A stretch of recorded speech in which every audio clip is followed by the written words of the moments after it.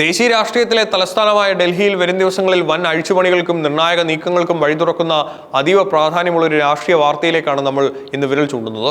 മൂന്നാം മോഡി സർക്കാരിന്റെ ഭരണകാലത്തെ ഏറ്റവും നിർണായകരമായ ഭരണഘടനാ മാറ്റങ്ങൾക്ക് രാജ്യം സാക്ഷ്യം വഹിക്കാൻ പോകുന്നുവെന്ന സൂചനകളാണ് പുറത്തുവരുന്നത്.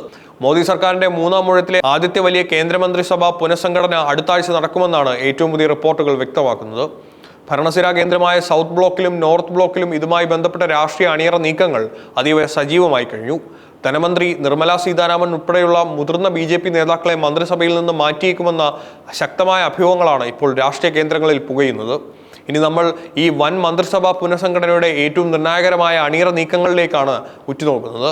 ല്യൂട്ടൻസ് ഡൽഹിയിലെ അധികാര ഇടനാഴികളിലും ഭരണസിരാ കേന്ദ്രങ്ങളിലും ഇപ്പോൾ നടക്കുന്നത് സാധാരണ രാഷ്ട്രീയ ചർച്ചകളല്ല. വരും വർഷങ്ങളിൽ രാജ്യത്തിന്റെ ഭരണഗതിയെ തന്നെ മാറ്റിമറിക്കാൻ പോകുന്ന തന്ത്രപ്രധാനമായ കരുനീക്കങ്ങളാണ് അണിയറയിൽ സജീവമായിരിക്കുന്നത്. കേവലം ഒരു സാധാരണ വകുപ്പ് മാറ്റത്തിനപ്പുറം BJPയുടെയും കേന്ദ്ര സർക്കാരിന്റെയും പ്രതിച്ഛായ പൂർണ്ണമായും അഴിച്ചുപണിയാനുള്ള ഒരു മാസ്റ്റർ പ്ലാനാണ് പ്രധാനമന്ത്രി നരേന്ദ്രമോദിയും കേന്ദ്ര ആഭ്യന്തരമന്ത്രി അമിത്ഷായും തയ്യാറാക്കിയിരിക്കുന്നത്. പുറത്തുവിട്ട വിവരങ്ങൾ പരിശോധിച്ചാൽ ഈ നീക്കങ്ങൾക്ക് പിന്നിൽ കൃത്യമായ ഒരു രാഷ്ട്രീയ ടൈം ലൈൻ ദൃശ്യമാണ്. ഈ വൻ അഴിച്ചുപണിയുടെ ആദ്യ ഔദ്യോഗിക സൂചന ലഭിക്കുന്നത് കഴിഞ്ഞ ദിവസം കേന്ദ്ര ആഭ്യന്തരമന്ത്രി അമിത്ഷാ നടത്തിയ ഒരു അടിയന്തര യാത്രയിലൂടെയാണ്. യാതൊരുവിധ മുൻകൂട്ടിയുള്ള പ്രഖ്യാപനങ്ങളും ഇല്ലാതെ അമിത്ഷാ നേരിട്ട് രാഷ്ട്രപതി ഭവനിലെത്തി രാഷ്ട്രപതി ദ്രൗപദി മുർമുവിനെ കണ്ടു. ഔദ്യോഗിക വൃത്തങ്ങൾ ഇതൊരു മര്യാദ സന്ദർശനമെന്ന് വിശേഷിപ്പിച്ചെങ്കിലും ഡൽഹി അത് വിശ്വസിച്ചിട്ടില്ല. മന്ത്രിസഭയിൽ നിന്ന് ഒഴിവാകേണ്ടവരെയും പുതുതായി ഉൾപ്പെടുത്തേണ്ടവരെയും അന്തിമ പട്ടികയ്ക്ക് അംഗീകാരം വാങ്ങുന്നതിന്റെ ഭാഗമായിട്ടാണ് ഈ കൂടിക്കാഴ്ചയെന്നാണ് ഇന്റലിജൻസ് വൃത്തങ്ങൾ നൽകുന്ന സൂചന. ഈ പുനഃസംഘടനയ്ക്ക് തൊട്ടു മുൻപ് പ്രധാനമന്ത്രിയുടെ ഓഫീസിന്റെ നേതൃത്വത്തിൽ അതീവ രഹസ്യമായൊരു വിലയിരുത്തൽ നടന്നിരുന്നു. മൂന്നാം മോദി സർക്കാരിലെ ഓരോ മന്ത്രിമാരുടെയും കഴിഞ്ഞ മാസങ്ങളിലെ പ്രവർത്തന മികവ് പരിശോധിക്കുന്ന ഒരു പ്രോഗ്രസ് കാർഡ് പ്രധാനമന്ത്രി നേരിട്ട് വിലയിരുത്തി.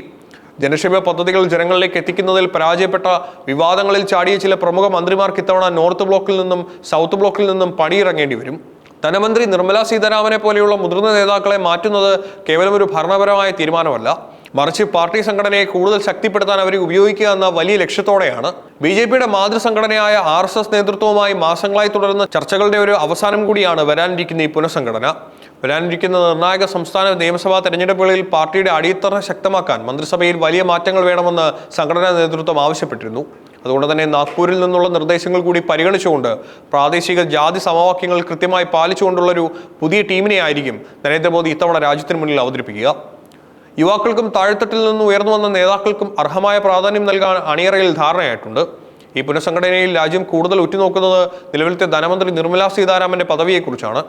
കഴിഞ്ഞ കുറേ വർഷങ്ങളായി രാജ്യത്തെ സാമ്പത്തിക നയങ്ങൾ നിയന്ത്രിക്കുന്നതിൽ നിർണായക പങ്കുവഹിച്ച നിർമ്മല സീതാരാമനെ മന്ത്രിസഭയിൽ നിന്നും പൂർണ്ണമായി മാറ്റിയേക്കുമെന്നാണ് പുറത്തുവരുന്ന പ്രധാന സൂചന. അങ്ങനെയെങ്കിൽ അവരെ പാർട്ടിയിൽ വലിയൊരു സംഘടനാ ചുമതലയിലേക്കോ അല്ലെങ്കിൽ മറ്റ് ഏതെങ്കിലും തന്ത്രപ്രധാനമായ പദവിയിലേക്കോ മാറ്റാനാണ് സാധ്യത. നിർമ്മല സീതാരാമന് പുറമെ മോദി മന്ത്രിസഭയിലെ മറ്റു ചില മുതിർന്ന നേതാക്കളെയും വകുപ്പുകൾ മാറ്റിക്കുകയോ അല്ലെങ്കിൽ അവരെ മന്ത്രിസ്ഥാനത്ത് നിന്ന് ഒഴിവാക്കി വരാനിരിക്കുന്ന സംസ്ഥാന നിയമസഭാ തെരഞ്ഞെടുപ്പുകളുടെ ചുമതലകളിലേക്ക് നിയോഗിക്കുകയോ ചെയ്തേക്കാം. ഭരണത്തിൽ പുതിയൊരു ഊർജ്ജം കൊണ്ടുവരിക എന്ന ലക്ഷ്യത്തോടെയാണ് ഈ കടുത്ത തീരുമാനങ്ങളിലേക്ക് പ്രധാനമന്ത്രി കടക്കുന്നത്. മോദി 3.0 സർക്കാരിനെ സംബന്ധിച്ചിടത്തോളം ഈ പുനഃസംഘടന കേവലം BJPയുടെ മാത്രം ആഭ്യന്തര കാര്യമല്ല. സഖ്യകക്ഷികളായ TDP, JDU തുടങ്ങിയ മറ്റ് പ്രധാന മുന്നണി പങ്കാളികളുടെ ആവശ്യവും താല്പര്യങ്ങളും കൂടി സംരക്ഷിച്ചുകൊണ്ട് മാത്രമേ പ്രധാനമന്ത്രിക്ക് മുന്നോട്ട് പോകാൻ സാധിക്കൂ. മുന്നണിയിലെ അതൃപ്തികൾ ഒഴിവാക്കാനും കൂടുതൽ സുഗമമായ ഭരണാധികാരം ഉറപ്പുവരുത്താനും ചില സുപ്രധാന വകുപ്പുകൾ സഖ്യകക്ഷികൾക്ക് വിട്ടുകൊടുക്കേണ്ടി വരുമോ എന്നതും കണ്ടറിയേണ്ടതുണ്ട്. BJPക്ക് കേവല ഭൂരിപക്ഷം ഇല്ലാത്ത സാഹചര്യത്തിൽ നടക്കുന്ന ഈ ആദ്യ പുനഃസംഘടന അതുകൊണ്ട് തന്നെ അതീവ സങ്കീർണവും നയതന്ത്രപരവുമായിരിക്കും. അടുത്ത ആഴ്ച രാഷ്ട്രപതി ഭവനിൽ നടക്കുന്ന സത്യപ്രതിജ്ഞാ ചടങ്ങോടെ പുതിയ മന്ത്രിമാർ ആരൊക്കെയെന്നും ആരൊക്കെയാണ് പുറത്തു പോകുന്നതെന്നുമുള്ള കാര്യത്തിൽ പൂർണ്ണമായ വ്യക്തത വരും. ഡൽഹി രാഷ്ട്രീയത്തെ വരും ദിവസങ്ങളിൽ ചൂടുപിടിപ്പിക്കാൻ പോകുന്ന ഈ പുനഃസംഘടനയുടെ ഓരോ ചലനങ്ങളും രാജ്യം അതീവ ജാഗ്രതയോടെയാണ് നോക്കിക്കാണുന്നത്.